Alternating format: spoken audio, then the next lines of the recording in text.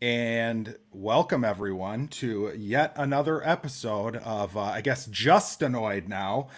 Today I am joined by my good buddy Mike, who actually officiated my wedding last year, which was almost a year ago.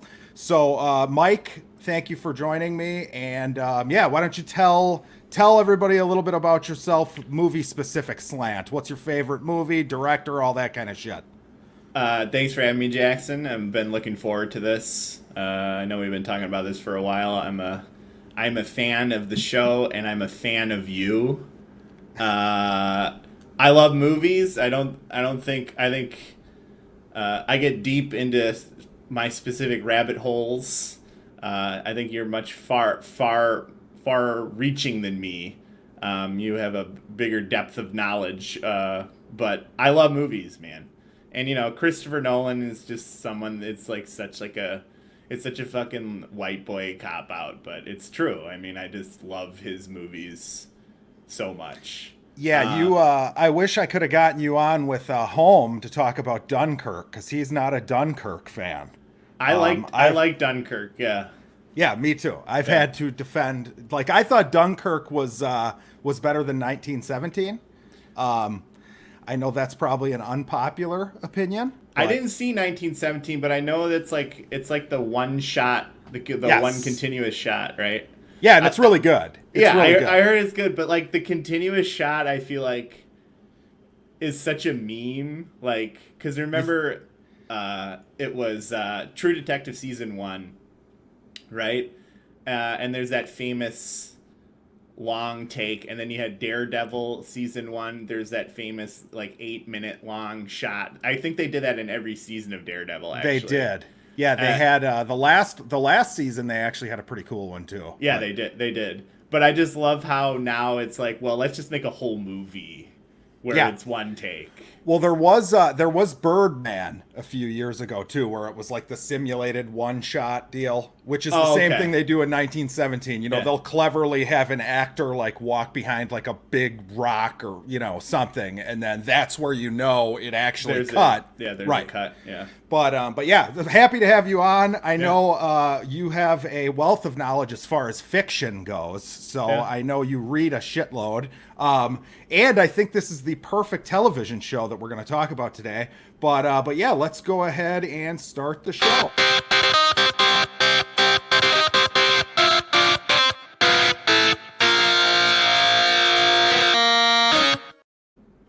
So yeah, as far as movie news is concerned, I didn't prepare at all. That's typically where we start here. So I'm actually this is the benefit of having a computer in front of me. I do get to just look up the latest movie news in front of me. So let's see. Oh, Empire Strikes Back tops the box office for the first time in over 2 decades. So that's fun. Um, and let's see, is there anything else worth talking about? Probably not. Oh, I know Hamilton released on Disney Plus this week, and you said you had a chance to watch that, correct? Yeah, I just saw it for the first time And on how was Friday. it? I loved it, man. Yeah, Uh, and I don't really like musicals all that right. much. I think it's the GOAT musical based on my, Now yeah. it's like a live. It's basically the Broadway show. They just filmed it, right? It's not Yeah. like a movie or anything, No, right? no. Okay, It's pretty much, it's a recording of a Broadway show, and there is limited camera work, but there is okay, some, which I thought was kind of interesting, actually. Like the moments where they decided to do stuff with the camera, right? okay. But they were pretty like conservative with that. Like you had like really emotional moments, you might get a cut or like a zoom in of whoever's singing. Um, and so that was noticeable, but I thought the way they handled it, I think they handled it rather well. Because if you're going to record a play or you're going to record a live performance, you should just let the live performance stand on its own. Yeah, and it's like the original cast and everything. I've heard it's really good. It's basically, I mean, it's a historical musical about Alexander Hamilton, Yeah, but the characters are all played by different, they're not all just white people. Is that basically the gist? that's basically the gist of it. Yeah, and it's this really cool fusion of like most of the cast are people of color, and Sure. obviously everyone that they're covering is mostly like white men and white Right. women from back in the day. So I thought that was a really cool idea. And if you haven't seen it, I would encourage you to watch it, Jackson, because it's amazing, dude. We're meaning to watch it. I want to go see it. You know Yeah. what I mean? Like I want to go see it live somewhere, but it Right. just hasn't worked out. I actually am a fan of like pretty much every like Broadway thing I've seen. I've seen like The Lion King was good. Yeah. Wicked was pretty good. Yeah. Actually, what's the one with the plant that eats people? Little Shop Little of Shop Horrors. of Horrors, That yeah, shit yeah. was great, dude. I've never seen like Little that Shop shit. Horrors. I saw Wicked, and Wicked was fine. Yeah. But this is you should watch it and we should talk about it because Yeah. it's pretty incredible. It's pretty Yeah, I incredible. like Lin-Manuel Miranda. He was great on Curb Your Enthusiasm too. Dude, So. I can't even like to be Lin-Manuel Miranda. He's like 42 or whatever, and he's like worth $80 million, and he like writes the most lauded contemporary musical, and it's just nothing but net, dude. He's just like Yeah. crushing life. Yeah, what's you know? his follow-up going to be? You know, I don't know. Or he probably already has something that He- nobody, because that's the tough thing is like when you start with something like that, that's just, you know, what do you do? You know what I mean? I mean, He's- he could just ride that wave for probably the next 30 years, you know? Yes, I mean he doesn't have to work again in a day. He doesn't have to work another day in his life for sure. But I know he's been doing some Disney stuff. I think he did the music for Moana. Oh, really? Yeah. Oh, I've never And- seen that. Moana's good. Yeah, I watched it with my nieces and nephews like Christmas, and it was very entertaining. So Dude, I feel like a lot of the kids' movies nowadays are way better than they used to be. Like ever since Pixar and shit started rolling stuff out, I feel know like they're just you're a but- big Paddington Bear stan. Oh, so yes. I Have you haven't- seen Paddington? I have not. I have not. Oh, stop it! You'll make me cry just talking about it. It's amazing. Love Paddington. I'll add it to the list. Paddington and Paddington 2. Yeah, man, Paddington they're 2. both great. Yeah. Yes, yes. But Paddington 2 Judgment Day. let's talk about the one that we already started arguing about What? via text. The Monster. Oh, yeah. So before we jump into dark, I'm doing a new thing on the show where every week I'm going to try to find some movie that I don't think people have really seen, right? And I haven't seen either. So last week it was this movie, or last episode, I should say. I know it's been a couple weeks. It was this Belgian movie, The Treatment, which reminded me a lot of Prisoners. It was great, horribly hard to watch. One of the most disgusting things I've ever watched, but it was really good. And you loved this it. week. And you loved it.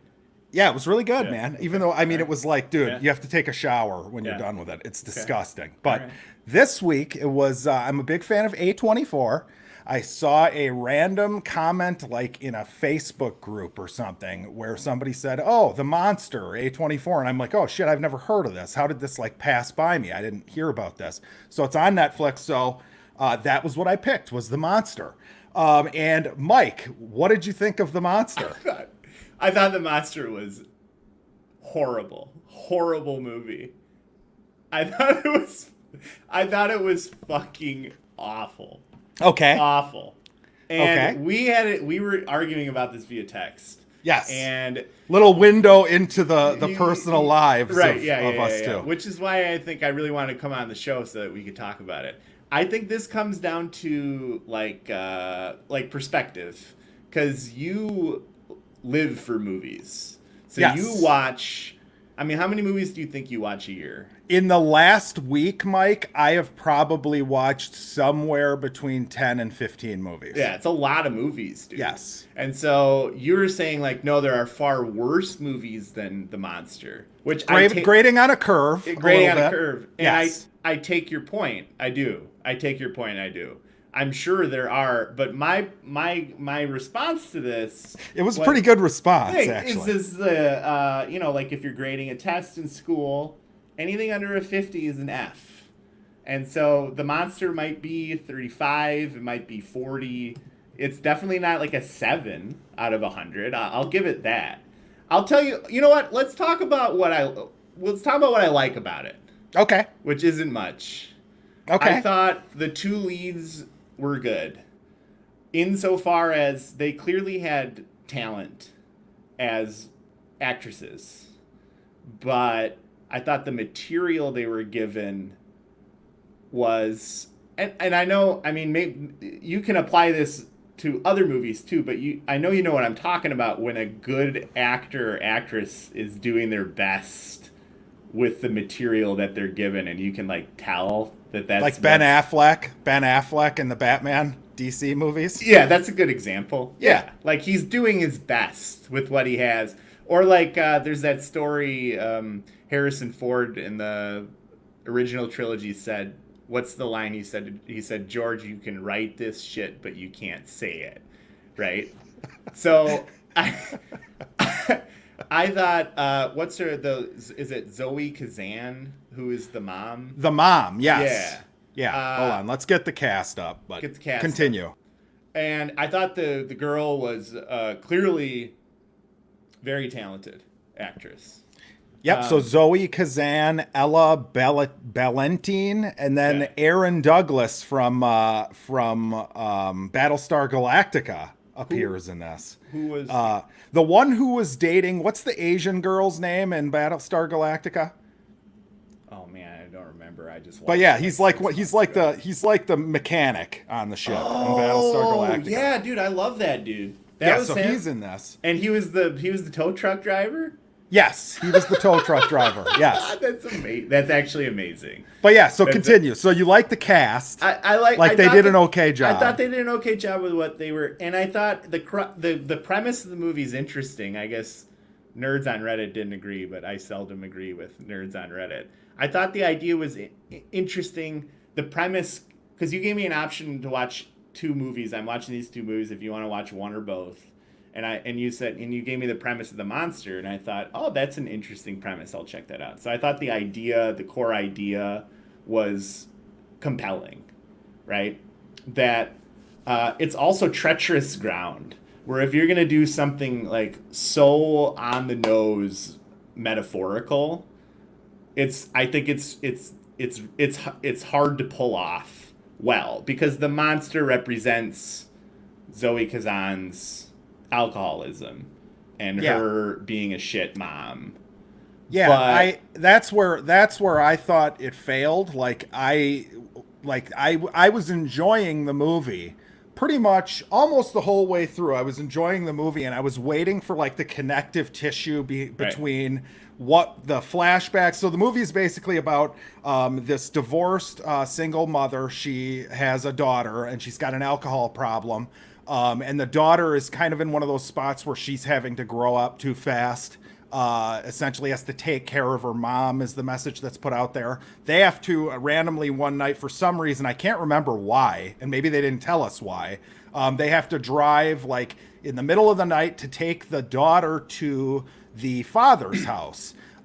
She's going to live with him full time. Okay. Yep. And so she's not open with that with their daughter. That comes out. She said, "You're not coming back." Right. So she's taking her to live forever to go live with her dad. So they're on back roads for some reason, and the car breaks down, and there's a fucking monster that's outside the car. It's very Cujo, like mom and daughter stuck in the car.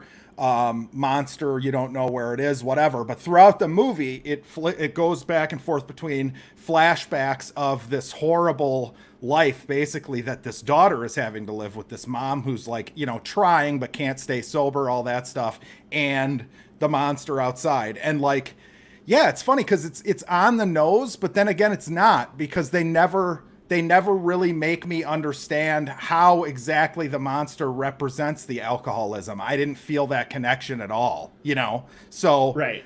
In the end, I was kind of disappointed, but I thought it was okay. I enjoyed my time watching it for the most part. The last 5 minutes, it killed it for me, but I enjoyed the ride, I guess. I thought it was supposed to come together in the climax, right? Because at the end of the movie, they sort of get away, but then they crash again in an ambulance. And so they have nowhere to go, and the monster's outside. And the mom is going to sacrifice herself to save her daughter. Terrible writing there, by the way. That was terrible. But that was the climax of the movie. That's how they tried to bring home. This is how the monster represents the alcoholism. The mom is gonna sacrifice herself to save her daughter. Yeah, which, like, but it doesn't cash out. No, especially right? because her sacrifice essentially does nothing, because the little girl just runs out anyways and attacks the monster, and then the monster's after the little girl again. So there are things that I did not like about this. I thought it was okay though. I thought it was very like stylishly done. Like wherever they filmed this, the set was, whatever setting they had. Right. I thought was good. I'll give the set some credit. I thought the rainy woods was cool. Yeah. I thought the monster was I thought it was pretty cool looking. I like the monster. I think it's practical effects. It looks like a dude in a suit to me, which I always respect, because it wasn't like horrible 60s Godzilla. Dude in a suit. It was really well just done. like CGI garbage. Right. Yeah. But then again, like we shit on CGI, but we've talked about A Quiet Place. I know you love that movie. Those are CGI and they're fucking awesome. So, but like I liked all that stuff. I liked some of the flashback scenes. Like there's a scene where she wants to take the daughter to like a recital or a play or something that she's performing in, and they get in a fight and they yell "fuck you" at each other. I thought that was pretty powerful stuff. When the mom is puking and the daughter comes in and like lays with her, I thought that was really good. But my problem with it is, if you're gonna do this, it better be, especially if it's super on the nose metaphorically, or it's trying to be, it better make some sort of sense. And in the end, I didn't buy it. It just doesn't. Yeah. Right. That's what I feel like the script needed several more drafts, right? Because you might be right. These things weren't coming together. You might be end right. of the movie, there was no like real payoff. Like, even a negative payoff. Like, you can have it end terribly. That's fine. Like, as long as it's good. Yeah. You know what I mean? I do also feel like it deserves credit, because in so many of these movies, the alcoholic is just a pure piece of shit. And being an alcoholic myself, watching this character, I thought that it represented like, okay, there's things about her that suck, right? And when you're in the midst of your addiction, you are kind of a shitty person. But I thought it was like respectfully done, tastefully done. I didn't hate either of the characters pretty much at any point in the movie. So I think it deserves credit for that. I'll go along. I'll agree with this. And the more we talk about it, because I just had a thought where if you're going to do this kind of relationship at the center of your movie, it's really easy to just turn the mom into like a complete two-dimensional, like total piece of garbage. Right. But to be honest, the more we talk about it, I thought the movie did an admirable job of still making the mom sympathetic despite being actively alcoholic mom. Obviously she did like horrible abusive shit to her kid. Yeah. But like the movie also shows you that she like, I buy the fact that she loves her daughter. Yes. Right? Like I buy that. 100%. So, I mean, she's basically giving the daughter to the dad for that reason, right? Because she can't do it. Because she can't. You know what hang. I mean? Yeah. Right. So, right. But yeah, I mean, grade for this? What would you give this as far as a grade? All right. You know what? I'll upgrade it to D-. Okay. Right? I'll give it a passing grade. I'll give it a B. I'm going to give it a C-. C-? Okay. Yeah. All right. Yeah. All right. And would I recommend it if you're into like the slow burn, like practical effects, monster movie stuff? Sure. You might like it. I have a feeling general audiences probably would hate this though. It's definitely got that, well, what the fuck? I just wasted 2 hours of my life feel to it. Like Hereditary, a lot of people felt that way about. Oh yeah. Really? Oh yeah. There's you either love Ari Aster or you fucking hate his guts. Ari Aster's amazing. Yes, I agree. Ari Aster's amazing. But yeah, it looks like. By the way, Home is in the chat and he's happy to see you on the show. What's up? Home? But yeah, so we're gonna talk about Dark now. And Yes. Home. If you want the link to jump into the stream, shoot a comment in. I'll shoot you the link if you want to jump in and talk about us, Dark. bro. So Dark season 3. Let's start spoiler free here. I thought it was really, really good. I do have a couple significant problems with it. But as far as like the making me care about the characters and my emotional attachment to a lot of these characters, I mean, it really tugged at my heartstrings, probably more than either of the first 2 seasons. And for that reason, I think that it was a massive success overall. I didn't feel, screwed out of anything at the end. It was extremely satisfying, I thought. So, sir, what do you think? I agree. I'm just really glad that Dark exists. I just like, I can't help but compare it to Lost, which I don't know is fair, but it's a similar kind of show in the sense that you don't really know what's going on at the beginning, and there's like supernatural tomfoolery afoot, and Dark brought things home in a real and satisfying way. I appreciate how tight it was in terms of the construction of the plot and the characters. And you can just tell that this was a lovingly well-crafted show, much like, and also very intricate, much like, like a watch or a clock or something. Yeah. Oh, look at that. Look at that. Oh. Look at that. Look at that. Yeah, you can tell it was a trilogy from the start. It was Yes. designed to start and end at a certain place. They Yes. did a really good job. They didn't drag it out. I love the show. It's one of my favorite shows ever. It's on that list for me with like Breaking Bad, 24. I think it's easily I love Ozark, but it's, in my opinion, it's the best thing that Netflix has done. I'm inclined to agree with that take. Yeah. Yeah, I think it is. it's so different. Like when you first start the series, just talking about the series as a whole, the way that it introduces you to the world. Like I've talked to quite a few people who they've tried watching it and they can't get far enough into it for that hook to hit them, Yeah. But once it does, and you kind of start to grasp what's going on, I think that it's fantastic. I mean, what did you think of the way it was wrapped up without spoiling it? What did you think of the actual, like, the ending of the series? I don't think I can express any criticisms of it without spoiling it, so I'll hold off on that. But I mean, I thought it was great. Yeah. We had our twists and turns. We had our surprises. We had a satisfying climax. We had a good denouement for all the characters, right? And it was one of the better endings of a show that I've seen in a long time. I think. Isn't it funny how when you actually have a plan Yes. and you say, I'm ending at this point, that you can Yes. actually write a good series? You know what I mean?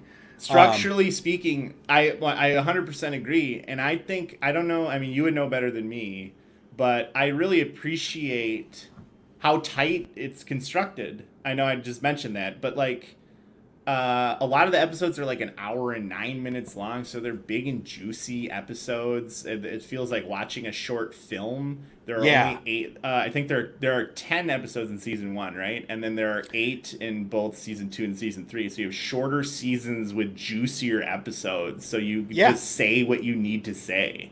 Right? You know, I always wonder with Netflix, like, if this is airing any other way in, look at this. Look at this. We've got a guest who has decided to join us. Oh, what's up, buddy? Hello, gentlemen. Thank you for not spreading the COVID, by the way. You're all Digital safe. COVID, man. You're all very safe. But yes, home. So it only took one episode without you for you to come Now he's crawling back. Now he's back. Yeah. I appreciate that. But yes, I figured this would happen. I figured this would happen because I know that you love Dark as much or more than I do. It's probably one of our favorite things that we saw since we've started the podcast. So, Home, what did you think of season 3 without spoilers? This is probably my favorite science fiction show from a straight writing perspective. This, okay, so I was listening before I came on here, and Mike, your take on like it's like a clock. It's like, yeah, it's absolutely it's. I don't think that that's by accident. No. That is so clockwork like, and I love this show unabashedly. It's Yeah. one of my favorites. Yeah, so I guess in general, both of you guys, where did season 3 stack up on the season meter? Which season is your like? Did you think it was the best season? Do you think it was the worst? It's all equal. I can't hear Alex. So. Oh, sounds like home. We're having technical difficulties. Oh, surprisingly. again. Can you hear Mike or no? Can you guys hear me now? That's a little better. You're still pretty quiet. But Yeah, you're All right, loud let's- as can let's, be for me. All right, maybe let's 'cause is he also on the Skype call? With No, you? he's not. let's But let's up the gain a little bit. Let's do that. Okay, I can How barely about that? hear you now. no, it's the Skype problems, and I'll try to edit all this nonsense out of the actual audio podcast. But This was all impromptu. I saw you guys chatting, and I was like, you know what? It's fucking Mike. I'm coming. I'm coming yeah, on. here. I'm Mike, pre. I got a little pre going on right now. Let's Mike. What I'm gonna do? Can I not add anyone to the Skype call? Because I could try that, but it's not could- letting me. So what I'm gonna do then? Oh yeah, because you is- want to know? Because I have you. I think I have you coming through Skype. That's why. Hold on. I am ringing home here. Home, pick up your Skype if you can. You hear me now? Yeah. All What right. about you, Jackson? Yeah, I can hear everybody. Okay. So yeah, we're golden. Yeah, we're good. All right. So, Alex was saying, and sorry, I cut a little bit out of the episode there for the podcast listeners who aren't on YouTube. But Alex was saying that he agrees with your whole clockwork thing. It's by design. Can't think of a more tightly written science fiction show, one of his favorite science fiction shows, whatever. And then I said, how does this stack up for you guys? Is this the best season? Is this the worst season? Is it just they're all great and they're all equal in their own way? I mean, how did you feel watching this? Either one of you. So I'll take that. It's definitely one of my. I think they're all great seasons. I always think about like the divulgence of information throughout a narrative, and I think this was done probably the most efficient way because a lot of it is designed around people not knowing like what they need to know until they need to know it. So there's a logistical reason for people not knowing about a second world or whatever may be. I think that's really important. I don't know if they could have tied it up in a better way, in all honesty. And I think it's probably the most dark and hopeful ending that you could hope for. Yeah, I want to say that I thought that the actual ending, like the legit last 20 minutes, last episode, however you want to put it, was amazing. I thought the way that it ended was great. We're going to get in spoilers here in just a second. But there were a couple things throughout the season that kind of bothered me. And yeah, we can get into that in a minute because I don't want to. But how about you, Mike? Were you, I mean, I thought it was the best, right? But it's more complicated than that because when you have it's basically like it's a lot of season 1 and 2 are basically like kind of like a mystery, like you don't know what's going on, right? And so you mortgage those 2 seasons to make the payoff of season 3 all the sweeter. And so yes, season 3 is the best because the whole show is good and the payoff is worth it, but that payoff is not as good in season 3 if you didn't do such a good job setting it up in the previous 2 seasons. So you really do have to give credit, even all the way back to episode 1, season 1, just the groundwork that they laid. I'm thinking of like the first scene with Jonas is him waking up Yeah. and he can't even fucking make breakfast for himself. Right. Right. And then look at the arc of this character throughout the whole course of the show. And it's just like, it's astonishing what they accomplished just with him alone. Right. Yep. Yeah, I so think is that's it great. more entertaining to watch Jonas complain that he can't make breakfast for himself, or to see him as Adam at the climax of the Dude, show? how about Obviously, Adam? How about early Adam? That shit was crazy. Stranger Adam? Yeah. Yes. Yeah. Ooh. Yeah, it was rad, dude. It was But- rad. But yeah, let's get into spoilers because I do want to bring up criticisms and see what you guys think of these. So I got a whole list too. I so. think that the triplets, I'm just going to call them, the son of Marta and Jonas, I think that character sucks.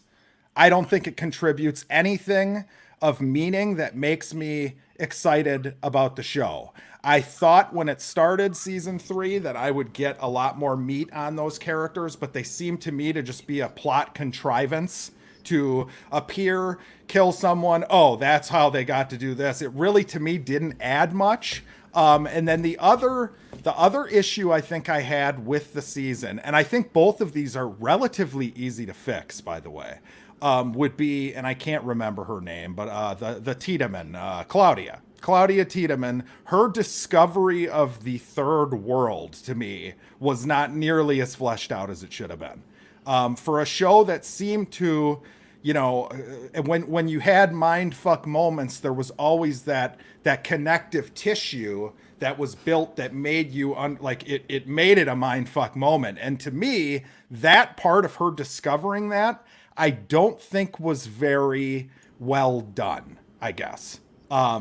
I'm gonna fix my lighting real quick here because Okay. it's dog shit. But I mean, you always look like dog shit. Home. Yeah, Come on. Now. But yeah, Mike, what do you think? I mean, is that fair? Are either of those That's- criticisms fair? That's on my list. We're not really shown, to my knowledge, how Quantum Claudia saves herself. Right. I think it's that, or it's episode 7. We're given that fourth wall breaking stuff about Schrodinger's cat, Yes. right? That whole Yes. thing. And so essentially, like, Claudia uses quantum mechanics to find a way out to the true world, where the problem needs to actually be fixed. But we're not shown, because we see Claudia die twice. She kills Alt Claudia and takes her place, which I thought was super cool. Yes. I thought that was Amazing. fucking amazing. Yeah. That, like, our Claudia, or OG Claudia, is like spying as Alt Right. Claudia. But Noah kills her, and we're not shown how she comes back. So I was like super fuzzy on how that functioned. But yeah, I mean, it seems like Holm has something he wants to say, but I also have further thoughts on this. Well, as well. before Holmes says something, I do think that we need to give credence to the fact that it's possible on a rewatch that some of this shit would be ironed out in our minds. But go ahead, Holm. So I would say, so you had two problems. You had one about the triplets, and then you had one about Claudia and the revelation of the third world. I think the idea is like, so it's a cycle, and Claudia understands the cycle. She knows where she dies. So all she really has to do is, in this cycle, now that she knows about it, not go to her own death. She needs to not travel to that point in time. But I thought you needed. Okay, I think I get it. I think I get it because this is also how Eva foiled the what I call the ultra super mega double apocalypse abortion, which is on my list of criticisms. I can get to that later, because Eva foiled Adam by simply having another copy of pregnant Marta around. Yes. At the time when she was killed. Yep. Yeah, See, this my was understanding was that Claudia needed the magical apocalypse moment in order to save herself. Do you see what I'm saying, Alex? But that's maybe not the case. That's the thing about, I mean, that's the thing about this show is that it is so complex and there are so many moving parts about who's where and when and what do they know at what point that it does become inevitably complex. But I think that that's also a selling feature of the show in that part of it is like a Rubik's Cube that you're trying to piece together. Speaking about like the triplets, I kind of get what you're saying because they're not really characters; they're a plot device, Right. And you then have the argument of like, okay, so are characters that are just plot devices, are they necessary or are they weak characters? I think what that ultimately does is show you that Eve or Eva is just as bad as Adam, because I mean, look at what she's willing to do to her child. She's made her child throughout literally the entirety of his life, just like nothing but a force for her will. That is a really dark fucking thing to do to your own kid. Yeah, I think in a lesser show it wouldn't have been as noticeable, but I think my problem is I think of the characters in this show, in this series, and I feel for every other character. Like, the only one I can think of that I don't feel much for is the eye patch guy, who's just kind of in the background throughout the whole series. But every other character has a moment, and that's one thing that I think the third season did like miraculously, is that I like was emotionally fucked up for almost every character at some point during this season. Like there was like Ulrich being left at the mental institution when his wife doesn't come back. His wife, her death, the way that whole thing went down was incredible. That paid off just amazingly. Adam and Eve's like moment at the end when they're holding hand. It's just Bartosz, Noah and Charlotte, by the way, might have been my favorite shit in the whole third season. I love Noah, man. I just okay.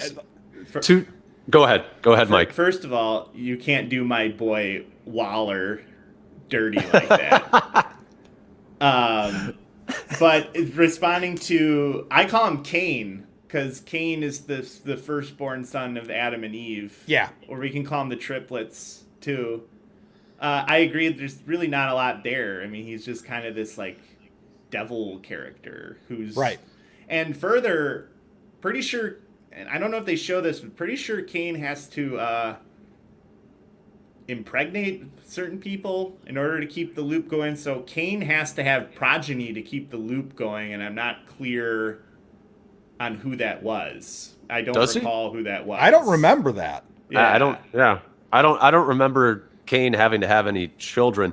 I want to say, Jackson, two things. One, eye patch guy, you don't think about humor in a show like this, but the amount of humor that is so wink, wink, nudge, nudge when he's all, so it's a really strange story how this happened.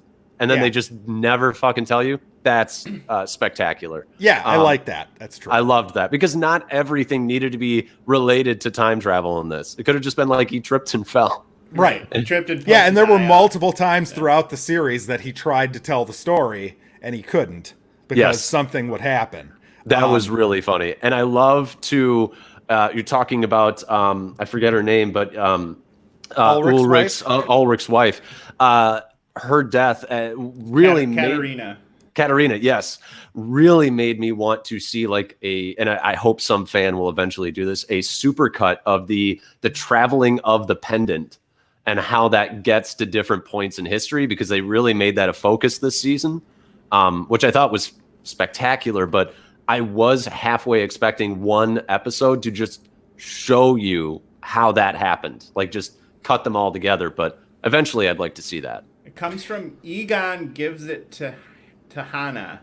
That's where it starts, I think. And then it could be bootstraps itself into two copies.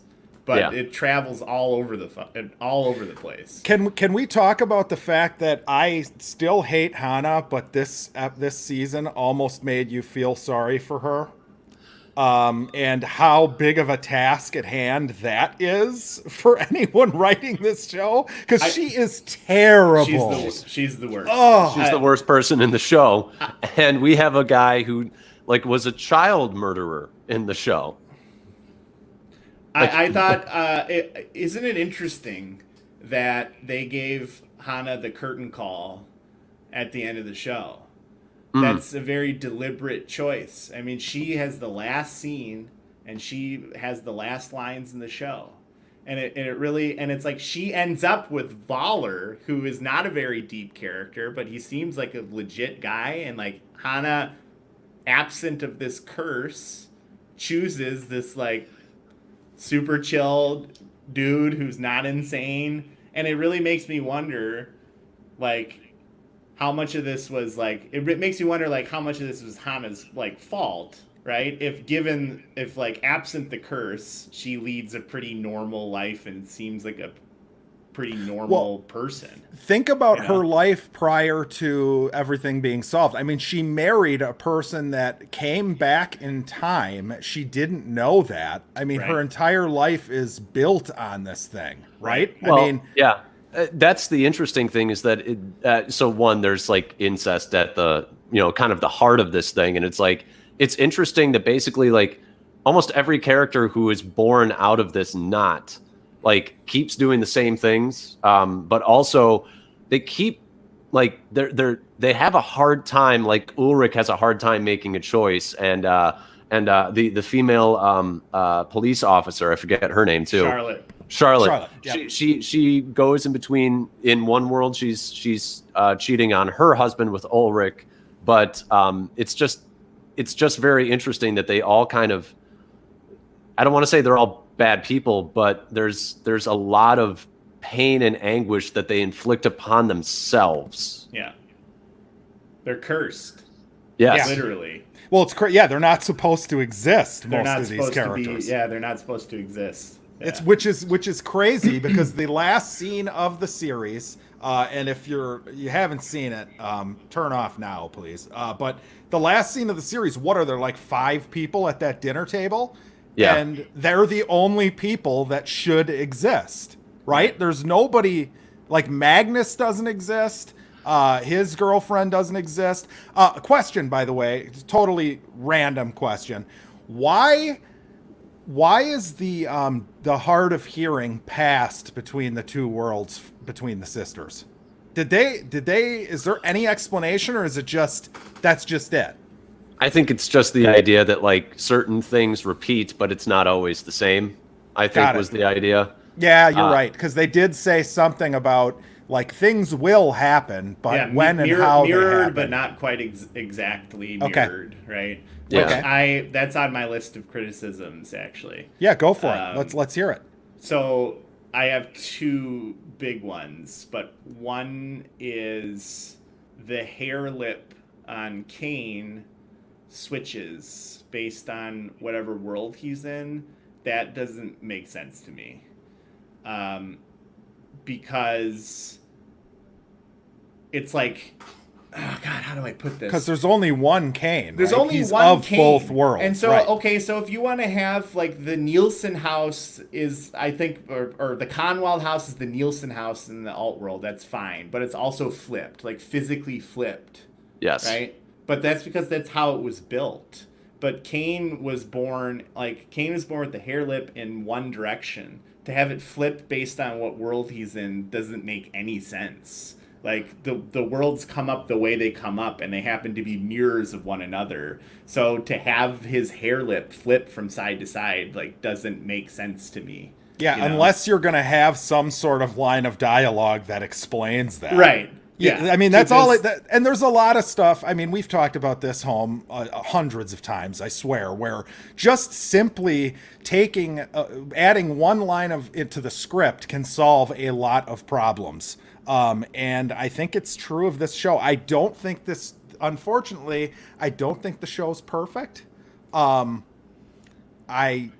but it did settle my concern that I had, which was, okay, if the first two seasons nothing they do makes any difference, I mean, at some point you have to have something that the characters do have consequence on what happens in the show, and they did do that. So, what did you guys think of the end of the 7th episode, where it was looking for a minute like they were putting all the pieces in place so that theoretically it could have ended and you could have started the series over and it would have just been one giant loop? I thought that was pretty cool. I think you could do that, but I think narratively, I mean, we talk about like the idea every narrative has some sort of thesis statement, some sort of message they're trying to get across, and if you do that, that's, I would say, highly dissatisfying to a viewer, because real change, nothing gets any better. Things are just shit, and they will always be shit forever. That's the message of the show if you do that. I mean, I look at the show and I just think this show has so much to say about existence and society and human nature that I was tremendously blown away. And like, yeah, you can, I don't know if you can say it's perfect, because you guys, what I would say is you guys are definitely bringing up nitpicks. I don't think there's anything that actually inherently ruins the narrative. You're correct. But it's slight sort of like, well, this could have been done slightly better, but I don't think there's anything that breaks the story or the message in any way. I think that we spent 2.9 seasons getting beaten over the head that this is a deterministic universe and there's absolutely nothing you can do to fix it. So that did get a little tiring. Jackson, you and I were texting before season 3 came out, like, what are they going to do? Yeah. Like, are they going to spend another season beating the characters and the audience over the head that this is a deterministic universe and there's like, we are aware that this is a closed loop system? I feel like the characters were unrealistically slow in picking that up, except for maybe Adam. Can I say that this season it finally started to frustrate me how gullible Jonas is? Yeah. Like, I was getting frustrated. Yeah. Because at some point you're not going to, and he finally had the moment where he realizes Marta has the scar. Yes. Yep. But it took that fucking long for him to like be like, oh, I'm not just gonna let these evil monster looking fucking people that are crazy tell me what I should do, But I would say that's a lesson that doesn't stick for Jonas, because Jonas still goes back in time, still brings the box down to the fucking cave and says, but I'm going to undo it this time. He still does that. So when he's the stranger, older when Jonas? He's the at the ending of season 1. So he never really gives up hope that he can change the future until he's basically Adam, when he's embraced the idea there is no change. We just need to break this thing. That's it. I think Stranger is kind of a dumbass, and this is on my list of criticisms, because I think that, I don't know, maybe it's just great character development, because when he's like slowly becoming into Adam, you can just see, if you have memories of yourself as Adam, you eventually just give up the goat and are like, yes, this actually is my destiny. However, Stranger is aware of Quantum Jonas. He is aware of his existence. There's a scene where he's talking to Alt Marta and he says, I have no memory of going to your world. How can that be possible? So you feel like, why did Jonas forget about this? Like, that's the one thing you can't square, is that there's a younger version of you out there doing things you don't remember. Yeah, and he just throws that to the side. I was going to ask about that. So yeah, so we get that gets like explained via basically a switch point where you've got like the infinite loop or whatever going, but there's two sides of it that are parallel, right? So like something, not only are there two separate worlds, but there's like two separate versions of the worlds, because Jonas splits basically and becomes two characters. That's one that, to be honest, I'm not sure. They exist at the same time, but Jonas, the Quantum Jonas has to die That's why Eva kills him, because Yeah. he'll fuck everything up. But if you're she right. doesn't. But Jonas does, like, because and it was funny because I was actually talking to my wife about this, about, well, wait a minute, this doesn't make any, she's like, it doesn't really make much sense. How does he not remember anything? There's only one of him. And to your point, Mike, it is like at that moment, you would think that he would have that like awakening moment where he goes, well, wait a minute, things don't have to be what I think they have to be. You know, I don't need to Right. embrace that I'm going Right. to turn into this fucking monster. You know he what I has mean? evidence that there is another way. And I feel like given his indomitable will, that he would levy everything he had into discovering what that was all about. But he never, he kind of, I think the counter argument is that he like just wants to become Adam at some point because he's just a miserable fuck. And like this is the belief that he's sticking to, that there is no way out. But still, it's a criticism of mine that he did no sort of follow up on Quantum Jonas. So I would say, I mean, you can try and explain it away with character bits about like, well, he's gone down this path. He thinks this is the only path. Even after meeting Marta, he's like, well, this could be a lie. This could be a trick. I don't know. Like at that point, I feel like Jonas, pre-Adam, like is getting to the point where he's not trusting anyone, and maybe even himself. You know, it's like, well, I end up as Adam. I can't trust myself. Everybody's lied to me up to this point. Everything I've done is fuck everything. Fuck everything, I think, just ends up being Jonas at that point. So it's like, yeah, fuck, she says she's Marta, but why should I believe her? Like, this could all be a fucking trick by Adam in the future. So yeah, that's...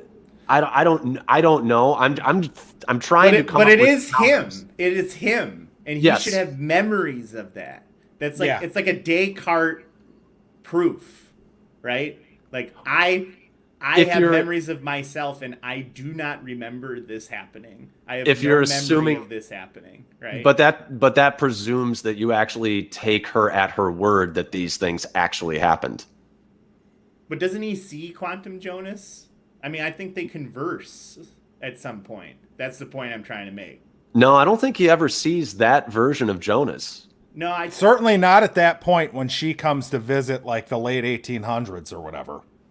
He hasn't okay, met maybe him. he thinks it's all a lie. Because I remember him talking to... I thought I remember him actually like But having a but conversation he with doesn't. Quantum He Jonas. doesn't believe it's a lie, though. We can just tell that he Right. from the way the character acts. I don't Right. think he thinks it's a lie. Right. I mean, he also falls for that trick when she gives him the one, time travel ball thing, the time travel juice thing out of her little ball. And it's like, well, if he logically thought about it, if he just never used that, then he could solve a whole shitload of problems right there. But he does it anyway.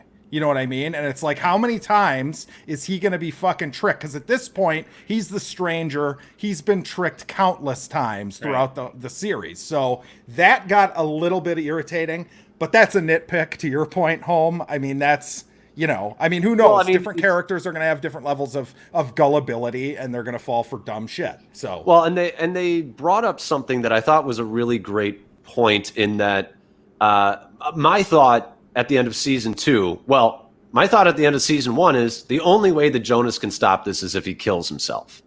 That's the only, because that stops his future self from existing.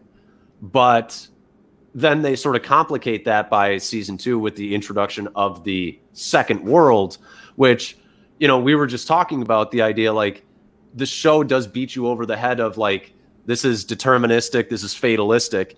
But is this part of a bigger loop, which you end up finding out it is, but you keep wondering, that's sort of the hook of the show, is like, how much of this has or has not ever happened before? And you have to go, and that's why it's so geniusly sort of structured in the way that you follow a gullible character who hasn't seen these things before. You have to follow young Jonas.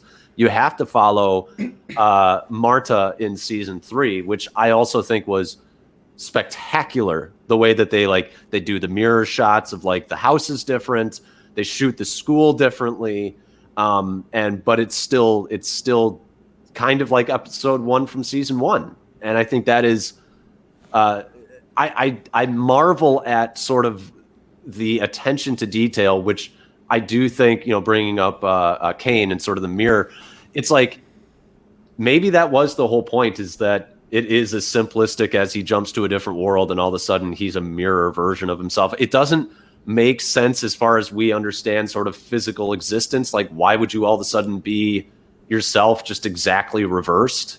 Well, he's the only character that's of both worlds, right? Right. So maybe that's why. I mean, I don't fully understand it. There is some stuff that it's like you might be able to do some headcanon-y type things and try and explain it. Look, I think it's a cool effect. That's all. But it doesn't jibe, because it's about individuals traveling through time and through worlds as themselves. Sure. Right? And how that affects them as people, right? Whereas, like, I don't know. I mean, we can just move on from the hair lip, but it was a little thing that just annoyed me. That's all. Also, like, he was not a very compelling character. No, and it's in a show that's filled with compelling characters. Right. I mean, I never would have expected that a scene of the Tannhaus time watchmaker clock guy and his son would like emotionally make me feel the way I did by the end of the 3rd season. I mean, the way they did that with his son leaving and coming back and all that shit, the way they built it up with the moment between him and Charlotte where he tells her basically how he came to be her adoptive father, all that stuff. The show is just, for it to be as convoluted and complicated as it is, while still having the character bits, the strong character work, is, I don't know if I can think of anything quite like it. I mean, there's a ton of shit where it's like, okay, yeah, it's super complicated and convoluted. Inception. I'll go ahead and throw that movie out there, right? I don't really give a shit about anyone in Inception. I really don't fucking care. Yeah, the characters they're a little flat. Yeah. So and I understand most of Inception them are dreams, has so. Yeah, right. But Inception has 2 hours to do it. So Yeah. I guess you can give it that. But True. But the fact that Dark, like, you're right. There's all, like, Ulrich's a piece of shit, right? I fucking love Ulrich. He's like one of my favorite characters. Look you at know that what I mean? face. Yeah, Mads Mikkelsen 2.0. I think he's the second world Mads Mikkelsen. But yeah, I marvel at what they accomplished. I know they've signed a deal with Netflix to make another series or 2. The showrunners? Yes. Good. So I cannot wait to see what they come up with next. And it is, it's very sad that the show is over, but it's great that it's over because. But it didn't overstay its welcome. Right. No. Exactly. Yeah. You would rather have a show end and miss it than, okay, they need to get this over with. There's so many shows where you're like, yeah, that show's great, but once you get to season 5, it's trash. Right. You know what I mean? So well, they had a clear goal in mind, and I love the fact that it's only 3 seasons because that feeds into the whole idea of like 3 universes. And sorry, I don't want to like cut you off, Jackson, but like something I loved was there's like this big sort of like we're the shadow, we're the light sort of binary choices in this. And I love the fact that, there is I feel like a lot in life is either do or do not, blah, blah, blah. And you bring it into politics, Republican, Democrat. And it's nice that they, in such a simplistic way, say not everything is binary. Yeah, there's a lot of gray to everything in this show. You know. I have another criticism. Oh boy. He's just trying to impress us, Home. He's trying to impress us. I'm here to give takes. I'm here to share my takes. Hot takes. There really should be a Jonas in the alt world, and I don't buy that there is not. Because in alt world, Mikkel doesn't go back in time. Exactly. And yet, at the end of the season, Claudia goes on a whole spiel on how the same things keep happening over and over again. We even see how Ulrich mutilates Helga and was how that awesome. all worked. But there's no Jonas. And the Well- reason why is for structural and story reasons, because you want Adam to come from World 1 and you want Eva to come from World 2. But in my opinion, based on the internal logic of the show, there should still be a Jonas in World 2. Everything is virtually the same in World 2, except that Jonas doesn't exist. And I don't, based on the premises that were given to us, that I don't buy into that entirely. I don't fully understand why there would be a Jonas in the second world if it precludes that Mikkel needs to go back in time to have Mikkel that needs happen. to go. But the way the internal logic works is like the example I'm using to illustrate my point is that Ulrich still goes back in time to mutilate Helga absent Mikkel's kidnapping. Right? I see what you're saying. You see what I'm saying? Well, So and show the is fact saying- that Jonas doesn't need, like, you can still have an Eva that only comes from But- World 2, even though Marta's in both worlds, But right? the So only theoretically- Right. but the only reason that Mikkel ever goes back in time is because Jonas grabs him to take him into the caves to take him back in time. If Jonas never existed in that world in the first place, Mikkel would never go back in time. Right. I Right. mean, you can come up with all sorts of things, but the point is that Claudia says that the things happen anyway. I even try to stop them. It shows her showing up in World 2 right after Ulrich mutilates Helga in the alt way, right? Yeah, And so but- it's just like we're just not gonna have a Jonas in World 2. But doesn't a lot of the shit happen the same in World 2 also because Eve at the end of that one episode, I can't remember what it was, maybe it was 7 or 6, but she basically has like her minions all lined up and sets them back to assure that everything happens. So, Right. you know, so part of that is manually done by a character. It's not Yes. just because it has to be the same. You know. Yeah, that's the idea, is that they both continually recreate their own existence. They are perpetuating their own existence. I think that's the whole point, which is why she's like, well, there can't be a Jonas in my world, because if there's a Jonas, then things play out like World 2. So I have to stop that from happening. Right. Yeah, I mean, I get what mean- you're saying, though, Mike. Yeah, I You're get it. saying that if you believe that the whole idea is this is a mirror and everything's going to be as it is in both worlds, it will just happen differently at different times in Right. different ways, then Right. there should be a Jonas. That's But that's clearly, the point. that's the one thing that's not the same, right? So, Because they want that symmetry. They want Adam from World 1 and Eva from World 2.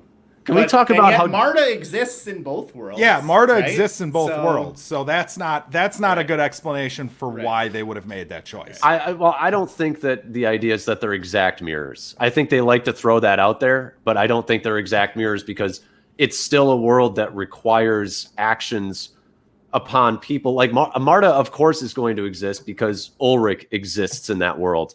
But the only reason that Jonas exists is because of Mikkel going back in time and because of Jonas's own actions to make him go back in time. So if you stop that in one action from happening, he'll never exist. Right. But I also tend to, and I don't always do this, but I do this with some people. I tend to err on the side of, if there's a problem that I'm finding with the show, other than like, I would say Kane is maybe more so just like a straight writing. That's a very simple problem to see. If it's something like this with a show like this, I trust these showrunners and show writers so implicitly that it might just be that I don't fully understand it. Yeah, and I no. might need to watch it a second or third time to pick up on, because there are things I'm unclear on still. But Yes. I think it's I understand it 100%. There should be a fucking Jonas in World 2, and I will die on this hill. but it will not prevent me from saying that this is one of my favorite shows of all time. It is amazing. It is amazing. It is Yeah. amazing. Now the ending is interesting too because they basically sacrifice themselves. Anybody have a little Interstellar vibes at the end when they're like looking at the younger selves through the portal and they both remember that moment when they like looked in the closet or whatever. Now that was interesting to me because it didn't really fit with the show. Yeah, that was a weird. It was a fucking weird scene. part. Yeah. It worked. I think They wanted, but I think they wanted a romantic sort of. They wanted you to remind. They wanted to remind you that these are people, that they were children at one point. They wanted that an emotional impact, that these people are literally saying goodbye to their own existence. yeah. I mean, the climax of the show is like in a show where you have a character who escapes her abusive mother only to go back in time to be murdered by her abusive mother. Like, you need to throw us a bone.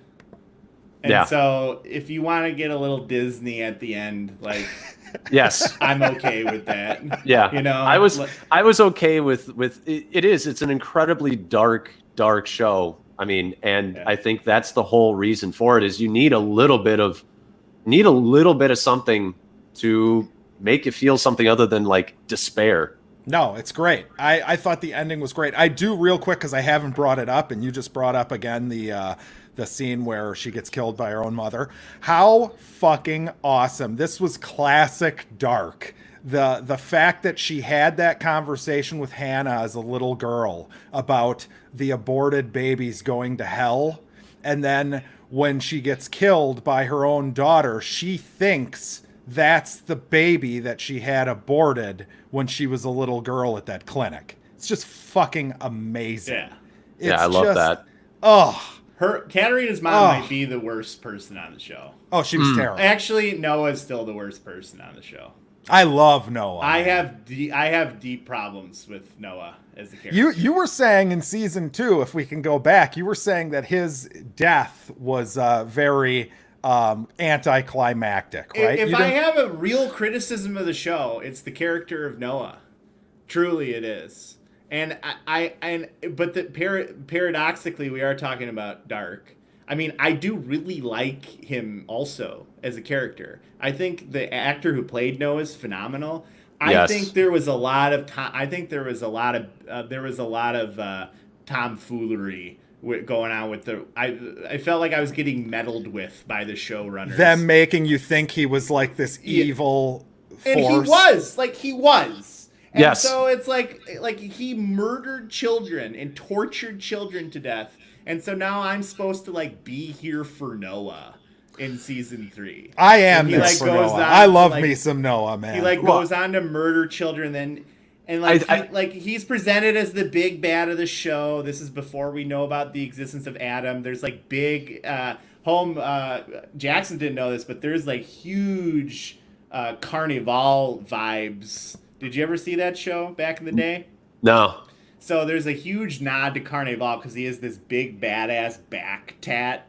Say that 10 times fast. And in Carnival, the antagonist of the show is Brother Justin, who is a priest and a satanic figure who has a big badass back tat of a tree. And so, it plays this weird distortion music every time you see him, and he just kind of dies like a chump. And then it's just bizarre. Like, what a strange character. I love weird. Noah. I love Noah. That's why I love Noah in that you sympathize with him up to a certain point, and then but you still did monstrous acts.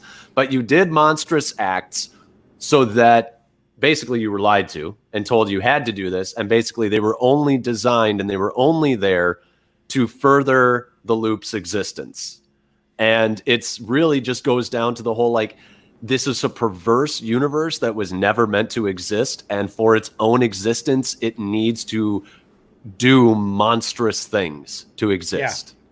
Yeah. I like too, like, what's interesting about the kid, because like the show was originally all about what's happening to these kids, but that's not even germane to the conversation by the end of the show. Season 1 is just season 1 is like a giant misdirect for like a Yeah. good third of it. Yeah, but the thing is like it didn't mean anything in the end to torture and kill those kids, because the reason we're given is that they need to figure out how to build time machines, but they already know that they're going to be successful, and so then what happens is these actions then lose their meaning. The only meaning they have is that of ritual, right? Which is like a really disturbing thought. Well, they also have meaning in that, well, first off, Noah doesn't know everything at that point. So but he's Adam kind of out of the loop. does. Right. That's but, why but Adam they is also, a fucking monster. Yeah, but they also have the meaning of those kids get sent to different times. Their corpses do, and they're found, and they lead to very important things within the show to keep the loop going. I mean, if Ulrich never finds his brother 30 years after he was kidnapped,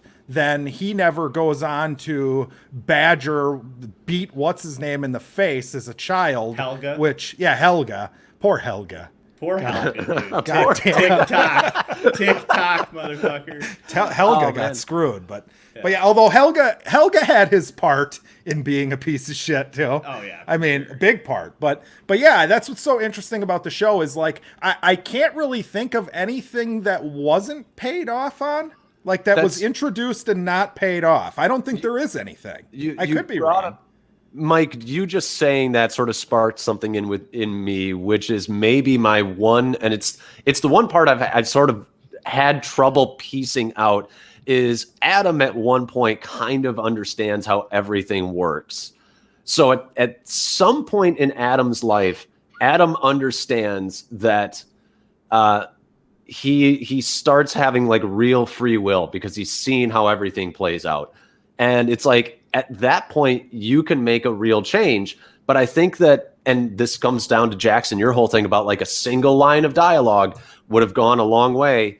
But I don't think Adam has ever explicitly said it, saying like, no, we need to keep doing this because I'm afraid that if I do anything differently, it's going to fuck things up in an irredeemable, irrevocable way. I just don't think he thinks that way, right? Like he feels like he's the master of the chessboard, but he's also like its most abject slave. Sure. Right? That's why I think he views himself like that. But I think that to your point is that the closer he gets to the end, the less he knows. And the end, in his opinion, and he's wrong, is the double apocalypse abortion. He thinks that's the end of the line. Now, if you're Adam, you have to think beyond this event. He thinks he's going to disappear.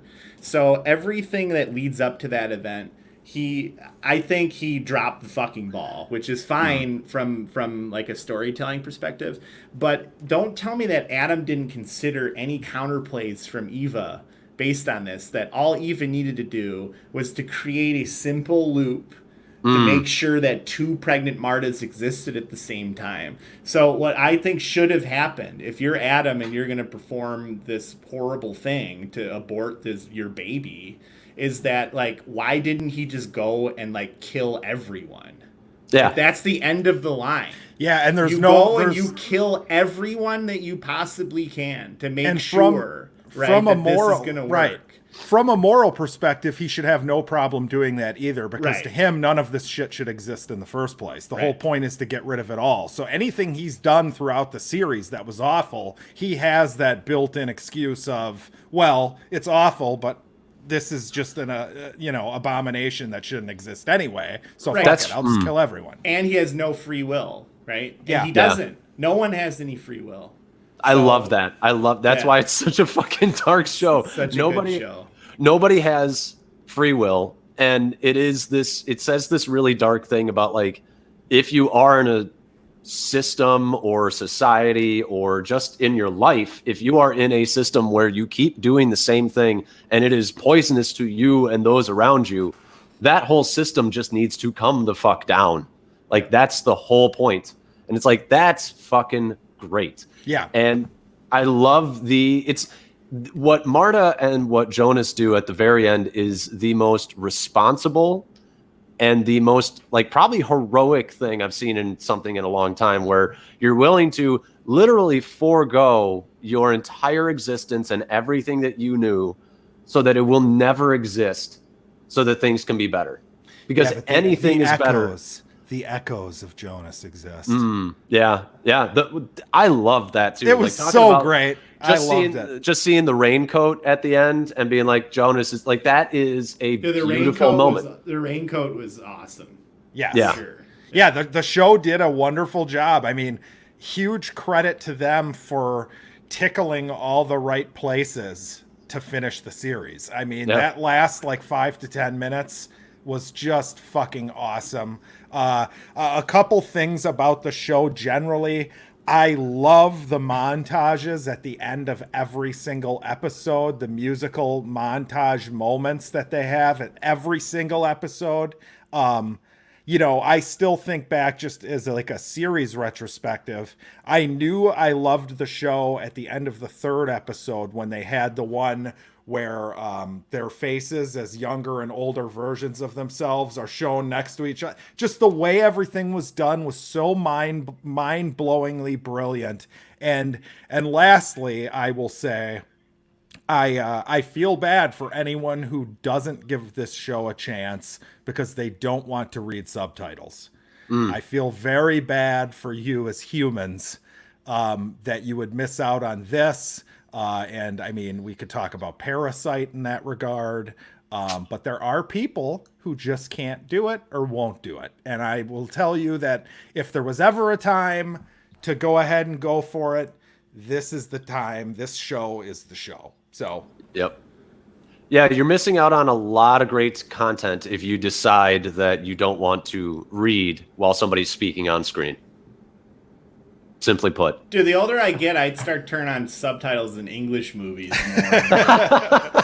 you ever want them for like saying if I have to rewind twice, I just quit and turn on subtitles. Yeah, there's certain dialects that even when they're speaking English, like you're like, oh shit, I don't understand what the hell. Like The Witch, that took me like 5 minutes into The Witch to understand a goddamn word anyone was saying. I love you marvelous well. I love that guy. That guy I love in more that movies. dude too. I love that dude. Yeah, too. he's great. But yeah, I guess can we talk about Tannhaus? Yeah, let's talk about Tannhaus. Yeah, sure. Tannhaus is a fucking G. I love Tannhaus. Yeah, Tannhaus. You know, there's that line where he said he would move heaven and earth to save his kids, and he did. That's exactly what he did. And he'll never. I love the fact that he'll never know. Never know is fucking incredible. Yeah, dude. it's such a cool thought, right? And it's so cool to take a character that for 2 seasons, actually like 2.5, and you're like, well, he's kind of there, but he's a tool. He's a tool. He's like and to make him the impetus for the whole thing is so. Just structurally, I marvel at this show on a structural level because it is so. I can't believe how they set up and payoffs and the divulgence of information is astonishing.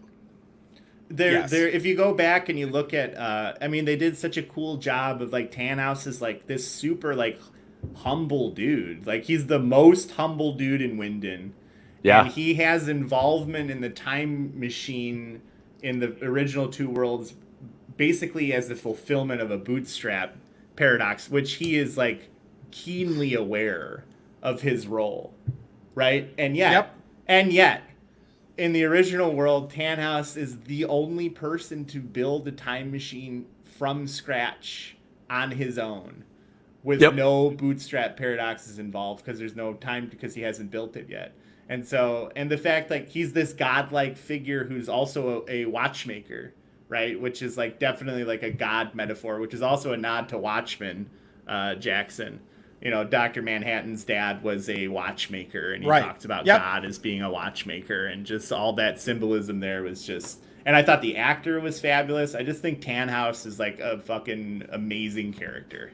That's it. I mean, yeah, that's something we didn't even touch on, but the whole, biblical metaphors throughout the whole thing is. Oh yeah. I mean, it's a show that is, it's the best type of show in that it invites second and third watchings because it's so thematically dense. Yeah, and it's funny because you would say that like a lot of that religious stuff, I mean, Noah and Adam and Eve and all that shit, a lot of that you could say is on the nose, but all that shit exists in this world. So that is the prism they would view themselves in. You know what I mean? And those names weren't given to them. They gave them to themselves. So yeah. Well, and I think that if it's just doing it and to be like, oh, look, parallels, it's like, no, but I think it actually has something to say about the ideas that they actually present, like the idea of Noah being like this guy who is trying to save all of existence, and like maybe that's actually an inherently dark thing to do. Or the idea of Adam and Eve and the idea of binary choices. Like it has things to say about those themes rather than just being like, hey, let's throw out some Bible stuff. Yeah. Did you guys notice that when did original world Tannhaus appear? The scenes where he's like tinkering with the time machine, they're actually banded at the top and the bottom of the screen. I don't know if you guys noticed that. Yeah. Really? Which I thought was like super cool clue as to like what was going on. This is a third place. Right. Yeah, this is something the different. original place. This is the original place. Yeah. I don't know how much more we want to talk about this. I know that we could probably talk about Dark for another 2 hours. Yeah, but, we could. Yeah, we can move on if you want. But yeah, let's, overall grade for the series, Home, we'll let you start. To me, this is like an A+. I love this show. I don't know if it's my favorite of all time, but it's certainly in the conversation. Mike? This is why we watch television, is for shows like Dark. It's fucking amazing. If you don't, I don't know, if you suck, sci-fi is not my thing, that's fine. If you want to watch slice of life shit, that's fine. That's not fine, though. Well, it's not fine for us. Right. But this is the kind of story that I eat the fuck up. A+. Yes. Yeah, sweet. Now, I will point out that my buddy Nate here watched it dubbed. So he'll be rotting in hell for eternity, I think. Because if you're going to watch it dubbed, just don't watch it. But yes, I would also give it an A+. It's definitely on my list of favorite shows of all time. I think that it's fucking fantastic. I'm so glad that I saw it on Netflix and I decided to try it. I'm just so happy that, it exists. To steal your words, Mike, it's nice for shows like this to exist, and thoughtful science fiction and fantasy, I think says more about human nature and the trials and tribulations that we all go through, probably more than realistic drama does, in my opinion. That's the way I see it. So yeah, A+. We all give it an A+. This is where we typically do shit we watch now. So I guess I'll start by saying we talked about a horror movie that missed the mark as far as metaphor earlier in the episode when we talked about The Monster. I watched another brand new horror movie called Relic yesterday, and opposite experience. And it was funny because it wasn't on the nose. It actually took thought process to figure out what they were trying to say.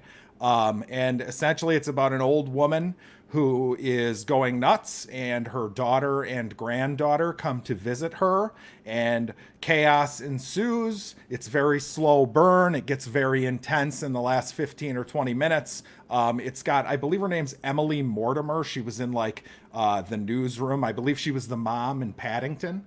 Or may have been. But yeah, a really good movie. If anybody's looking for something new to watch, I would recommend it highly. So that's what I'll start with.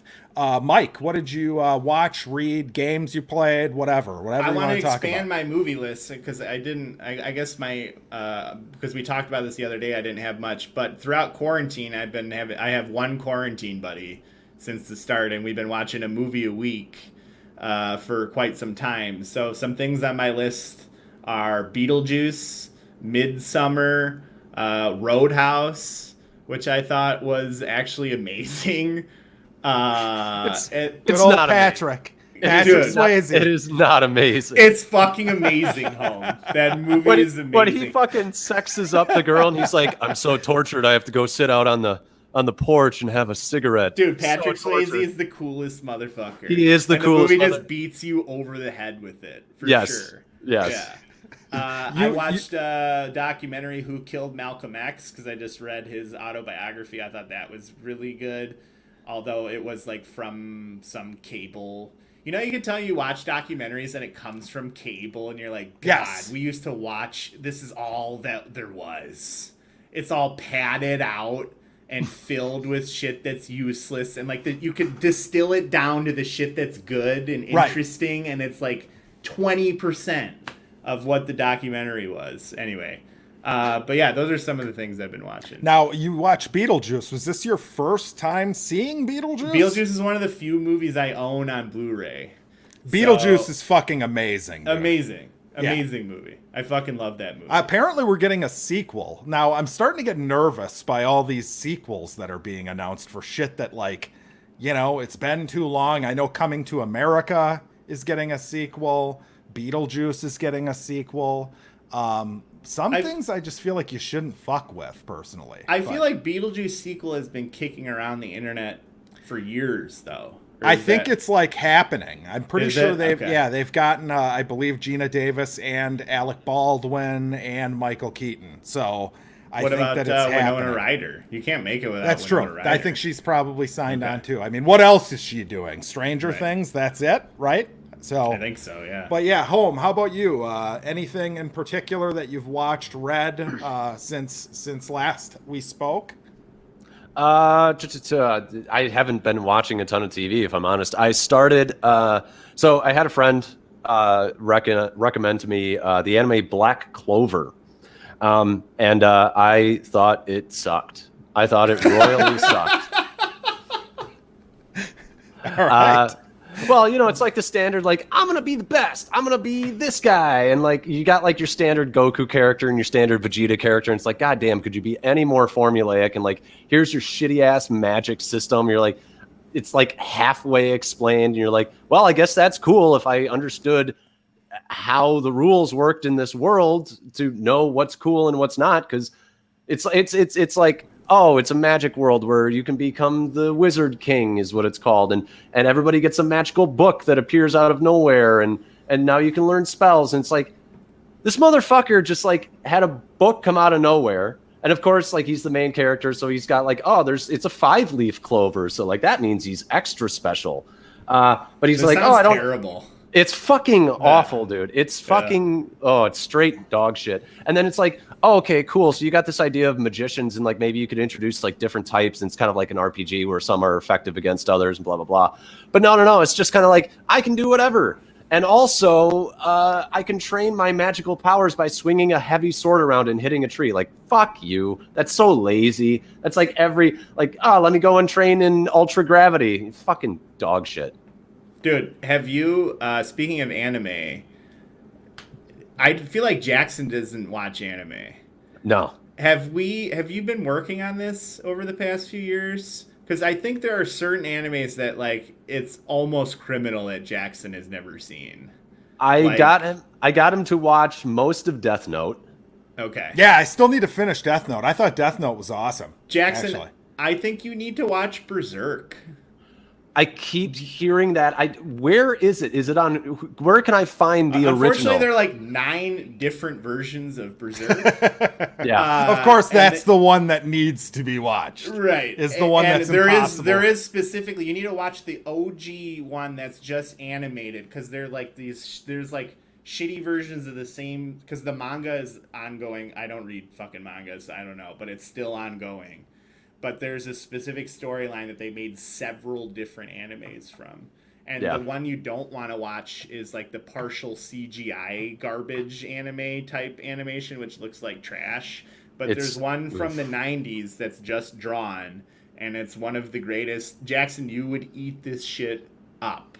I promise you. Yeah, I And mean, you I have no aversion to it. Yeah. I just haven't I'll dig gone up a out of my link way. on Amazon, or if you want to buy it. I don't know. Yeah, send me something. I'll send you something. You should also watch Cowboy Bebop because everyone should watch Cowboy Bebop. I've heard that's great. Yeah. I've heard Yep. that's great. It's too. one of the greatest. So Yeah, Cowboy Bebop is seminal. We got Jackson to watch Akira. okay, That I was haven't seen Akira in a long time. I need to watch it again. that's an experience and a half. There's Yeah. Jackson's Yeah, reaction. that's one of those like and you can go back and listen to episode 100 if you want to hear the review of it. But yeah, that was one where I appreciated it because it looked so fucking cool. But I had 20 minutes into it, I had no fucking idea what was happening. I was so lost. My brain couldn't comprehend apparently what the fuck was going on. If you don't love Berserk, I will eat my hat. Okay. That's like tailor made for you, Jackson. I'll have to check it out. You would love that shit. I watched so much shit that I'm not going to get into it all today. I mean, I have in the last week, I was saying 10 to 15 movies, I think. But I did watch one thing. Right now at Barnes & Noble, they have a 50% off Criterion Collection disc sale going on. And if anybody doesn't know what Criterion is, basically they remaster movies on Blu-ray and, fuck with all the sound. It's all great. But I am a Terrence Malick fan. So I know a lot of people don't really like Terrence Malick. He's very slow burn. There's hardly any dialogues in his movies, but he made like The Thin Red Line, The New World, Tree of Life. But I had never seen... I ran into a movie randomly that I had never heard of or seen called Days of Heaven. And it's a 1978 movie starring Richard Gere. Super young Richard Gere. I think it must have been one of his first movies, I would imagine. But essentially, it almost felt like a Steinbeck type story. It's about a guy who works at like a metal shop in like New York City or Chicago or something. He accidentally kills his supervisor, and he ends up going on a journey to Texas with his girlfriend and his little sister. And the girlfriend he pretends is his sister as well. And they end up at this wheat farm in Texas, and it's just a fucking beautiful movie. But the plot is basically that the guy who runs the wheat farm, the rich guy, he's like this lonely, tragic character who falls in love with the girlfriend of Richard Gere, and Richard Gere basically says, like, yeah, go for it. Like, we can just run this scheme on this guy where, we'll finally be set. They've had to bounce around from place to place. And as you can imagine, a secretive love triangle is not going to work out well. Very tragic story. But I did want to bring it up because it was fucking awesome. It was really good, dude. What's it called again? Really good. It's called Days of Heaven. Okay. And it's like beautiful. I mean, Terrence Malick is known for, I forget the guy who does the cinematography for him. I think it's pretty much always the same guy. But like, if you've ever seen The Thin Red Line, it's a World War II movie. Huge cast, like George Clooney, bunch of people are in it. But there's hardly anything spoken. And I was watching some of the supplemental interviews with the actors and shit, and apparently they were all pretty frustrated after this one because they go through the arduous task of like getting all the dialogue right and making sure everything's perfect. And then when they see the final cut of the film, most of their lines and most of the dialogue is gone. It's not even in the movie. So I thought it was great. Highest recommendation. Yeah, so that's it. That's all I'll talk about. I watched a bunch of random horror movies too, but we'll save that for another time because nobody wants to hear about that shit. So, But that has pretty much been another episode of Bored and Annoyed. We'll call it Bored and Annoyed today because home is here. Special guest spot. Yes, special guest spot. But thank you, Mike, for joining. I really appreciate it, and I think you were perfect for this. So I hope that you'll return and talk about more random shit. Yeah, it was a blast. Thanks for having me, man. I'd love to come back sometime for sure. Sweet. And home, thank you for stopping by. Yeah, not a problem. You couldn't go too long, could you? Yeah. I'm going out to the the real world. Yeah. Is that your mask? Is that your functional mask? For the listeners, Home has a bandana. He looks like a gang member from the Warriors or You something. do, you do, yeah. Warriors! Especially with that sick haircut, man. Look at that. Look at But that. yes, is get that up. what you've been going to the grocery store in? Nice. You're visiting Pick and Save in that? Or do you have Yeah, your own? yeah, man. Catch All me right. at Pick and Save. Catch me outside. Yeah, there you go. Cash I'll me outside. see you there, Home. All right, guys. Thank you so much for tuning in, and we'll be back soon.